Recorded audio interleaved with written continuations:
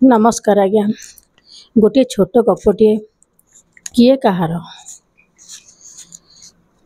गोटे गाँव में जनक मृत हो गला। मृत हो लोक मैंने सब श्मशान को नहीं जाते।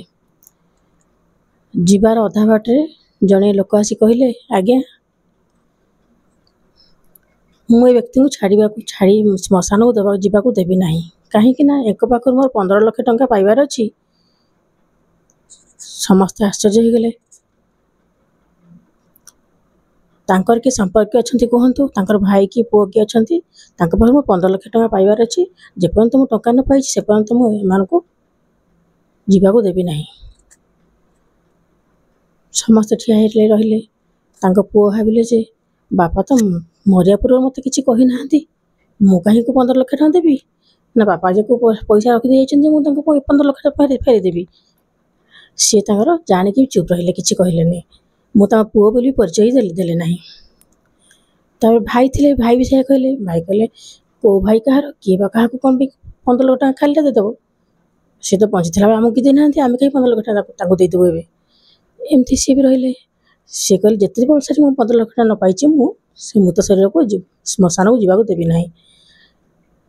सब लोग टुपुर हेले आउ पुओ को तो कहीं कही पार ना। तापर लास्ट जन कहला ये पुओ जो चिन्हा पाई से कहले ना मु तो बापा तो मत कही ना 15 लाख टंका आनी से कौट धार धार कर मत कहीं कही ना मुझे तेणुक 15 लाख टंका क्या देवी ना। झील थे झील आसिक सुना अलंकार सब काटिदेले कहले नियंतु आपण टंका आउ जहाँ टंका मोर घर आनी मुझे 15 लाख टंका वसूल करदेवी। सोना तो धरी से व्यक्ति जनक कहले ना मो टंकार किसी आवश्यकता है ना ना आपन तो बर्तमान कहते मृत शरीर को जावाक देवे ना 15 लाख टंका न पाइला पर्यंत एवं कौन दरकार ना कहते। झील कथा शुणी कहले ना मु खाली नाटक करी मु जाना चाहूँगी एकर किए निज लोक अच्छा ना ना एकर भाई कि पुओ किए अच्छा ना नहीं देखिली से निज लोक कहीं ना मोर एक पाखर पैसा नबार नाला या दबार थी मोर 15 लाख टंका मु जानी संपर्क मैंने आपड़ केवल झील गोटे अच्छा तेणु मुझे 15 लाख टंका फेरदेवी। सब लोग आश्चर्य होले कहले जे